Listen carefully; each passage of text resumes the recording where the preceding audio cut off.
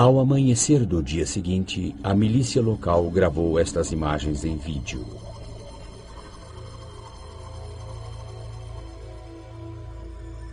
Aumentada, a aparência do visitante noturno é esta. Ele se move diferente de um helicóptero ou avião normais.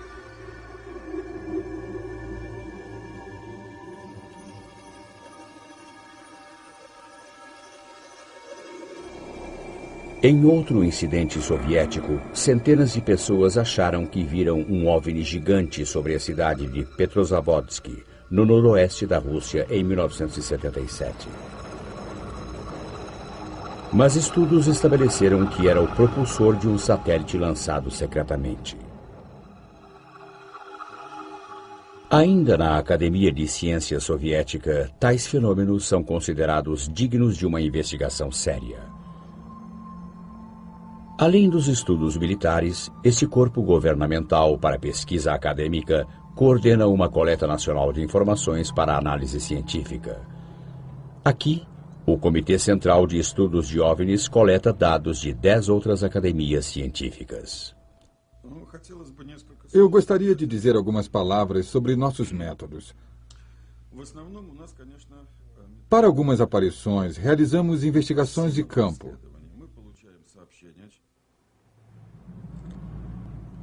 Uma aparição aqui resultou em 12 anos de pesquisas.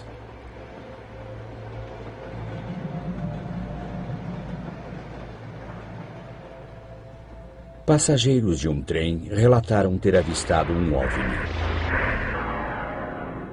Uma aeronave metálica que aterrissou nas suas proximidades. O biólogo Yuri Zmiakov acredita que houve mudanças permanentes no cenário. Acreditamos que este pode ter sido um local de aterrissagem. Esse é um lugar muito interessante, porque tem campos magnéticos muito fortes. Seus experimentos descobrem que criaturas vivas estiveram neste local. Essas descobertas são consistentes com os estudos de outros lugares onde OVNIs aterrissaram, onde o solo aparentemente parece não ter mais vida, nem mesmo micróbios. O mais intrigante de tudo é que amostras de terra tiradas dos locais de aterrissagem contêm minúsculas esferas.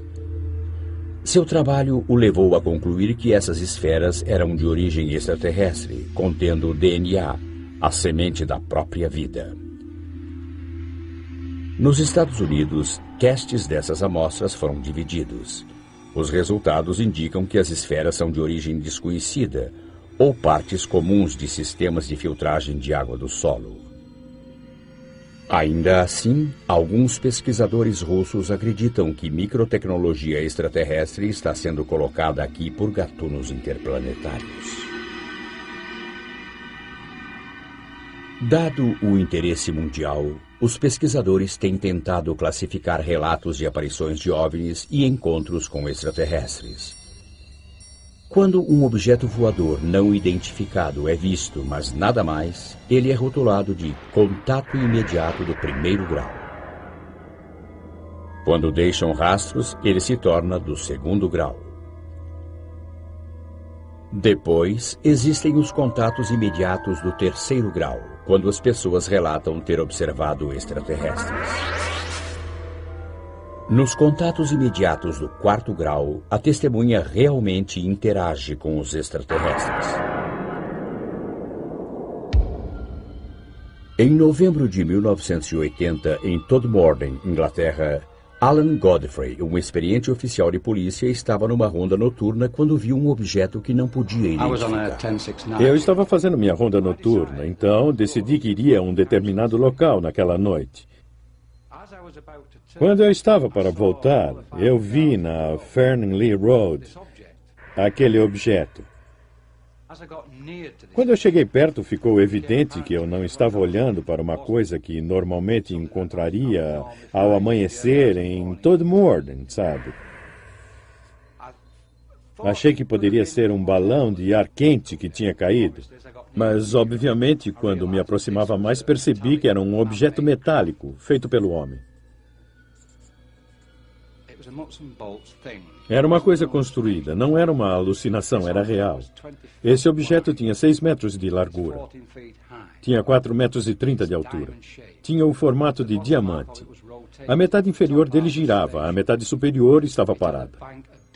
Tinha uma série de janelas escuras, ou poderiam ser painéis. E se eu saísse do carro, pegasse um tijolo e atirasse nele, provavelmente descobriria se eram janelas ou não. As árvores que se alinhavam à beira da estrada estavam sacudindo violentamente, mas ainda assim, enquanto eu estava dando partida no carro, não senti nenhuma vibração. Não ouvi ruído algum, mas é claro que eu não ia sair do carro. Peguei a minha prancheta, coloquei-a no meu joelho e comecei a desenhá-lo. Mas quando estava desenhando o objeto, de repente eu estava do outro lado dele, dirigindo o carro da polícia, e o objeto tinha partido. Um período de tempo tinha passado. Após uma regressão hipnótica, o policial lembrou-se de mais detalhes. Existe uma escuridão completa e depois uma sensação de flutuação, como se eu ou outro veículo, seja o que for, estivesse flutuando. Depois acordei num quarto. Nesse quarto havia um humanoide muito alto.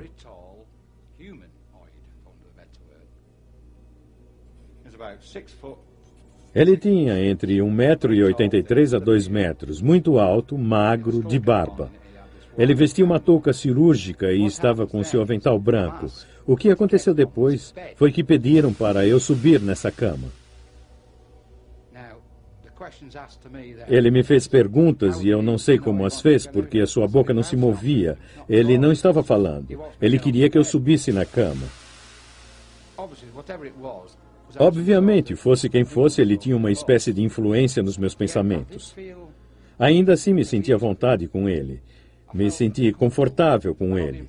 Tive a impressão de já conhecê-lo antes. Eu não sentia medo dele ou algo assim. Eu não senti que estava em perigo. Então, estou na cama e essas coisinhas horríveis aparecem.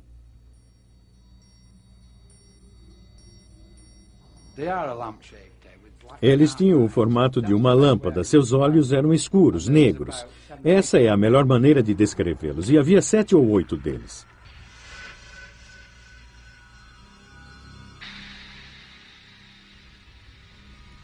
Policiais nas proximidades disseram que tinham visto uma luz no céu, e Alan Godfrey insiste que seu encontro foi genuíno. Sei o que vi naquela noite. Era real.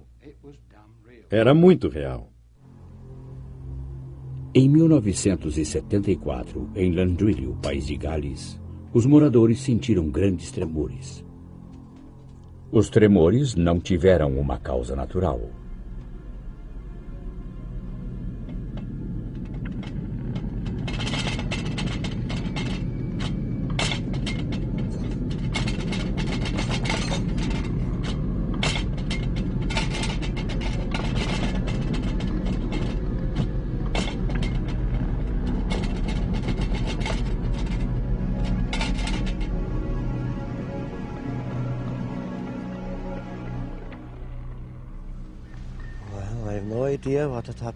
Bem, não tenho ideia alguma do que aconteceu. Não acho que tenha sido um terremoto, sabe?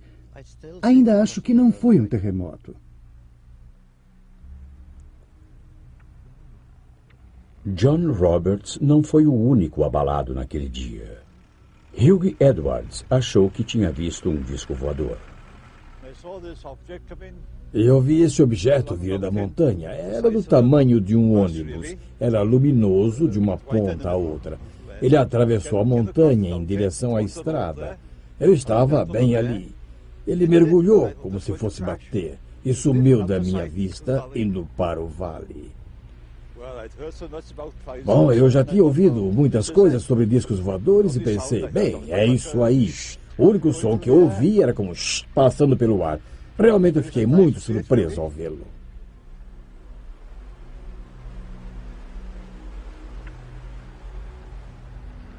A enfermeira do município achou que um avião tivesse caído. Achei que podia ter sido um desastre de avião. Talvez como enfermeira eu pudesse prestar os primeiros socorros. Então chamei minhas filhas. Entramos no carro e subimos a montanha. Dirigimos um longo caminho pela estrada da montanha e à nossa esquerda dava para ver uma enorme bola cor de laranja sobre a montanha brilhando. Paramos e começamos a olhar para o que achávamos ser um avião em chamas. Porque pensamos, pode haver corpos se foi um acidente de avião. E não estávamos felizes com essa perspectiva. Mas ficamos muito surpresas por ver aquela grande bola laranja parada ali. Não havia chamas e a sua forma era muito uniforme. O formato esférico daquilo nos fez perceber que não era um avião. Não havia chamas, mas esse grande objeto laranja que vimos estava pulsando. E dava para ver luzes, pequenas luzes, como luzes de sinalização, indo em direção ao objeto em zigue-zague, e presumimos que naquele momento alguém estava indo ver aquilo. Mas depois percebemos que um grupo de busca não podia ter chegado lá, localizado e chegado lá no tempo em que levamos para ir da cidade até a montanha. Ninguém teria tempo de ter se organizado para chegar até o objeto que vimos. Como nenhum grupo de busca saiu naquela noite, nada foi descoberto no local. Mas o astrônomo Ron Madsen sugeriu que o que as pessoas viram foi um meteorito ou uma bola de fogo, e que ele coincidiu com um terremoto numa falha próxima. Pensando que aquela explosão poderia muito bem ter sido provocada por um pedaço de rocha impactante, nossa primeira reação foi tentar calcular a energia envolvida, e pareceu-nos que seria uma coisa que corresponderia a uma explosão de cerca de 600 toneladas de dinamite.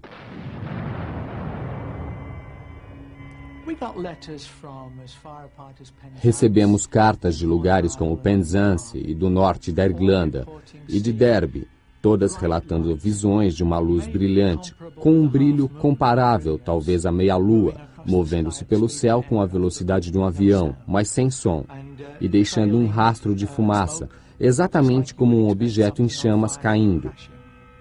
Nos dias seguintes, perceberíamos, é claro, que a cidade não está muito distante da falha bala, que está ativa e vem se movendo regularmente há milhares de anos. E naquela época, nós não sabíamos, mas naquela noite houve movimentação na falha. E isso é uma evidência incontestável. Foi uma coincidência. Havia bolas de fogo no céu, ao mesmo tempo em que houve um movimento ao longo da falha de bala.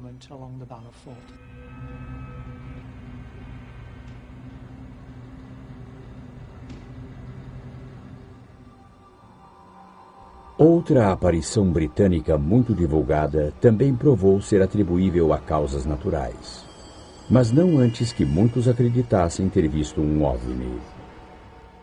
Em março de 1981, o policial Derek Ingram viu e fotografou o que muitos acharam ser uma nave extraterrestre que tinha aterrissado numa escarpa ou encosta.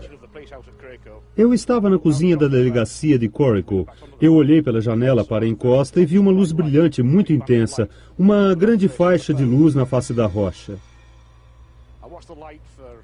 Observei a luz talvez por uns 10 minutos e achei que valia a pena tirar uma foto porque era algo incomum. Eu dirigi até o morro e andei pela encosta para tentar encontrar alguma coisa. Talvez algo tivesse caído ou algo tivesse acontecido. Não havia nada lá em cima, não encontrei nada que pudesse explicar as luzes. Os crédulos viram uma nave chata com 3 luzes. E como a imprensa estava presente, pesquisadores tentaram identificar os visitantes. Depois que as fotografias foram tiradas, os negativos entregues à Sociedade Ufológica de Yorkshire, que passou 2 anos investigando o caso, enviaram os negativos à Sociedade de Observação de Discos Voadores na América para um reconhecido analista alemão. Nenhum dos grupos conseguiu apresentar uma explicação satisfatória e, de fato, a Sociedade de Observação de Discos Voadores disse que a explicação mais provável era a neve. Em 1983, a Sociedade Ufológica de Yorkshire levou o caso a público e afirmou que aquela ainda era a melhor evidência de que uma neve tivesse sido vista nas Ilhas Britânicas. A investigação continuou e, em 1987, tínhamos quase desistido de descobrir o que tinha causado aquilo, e foi numa viagem de fim de semana a Dales com minha esposa e meu filho que decidi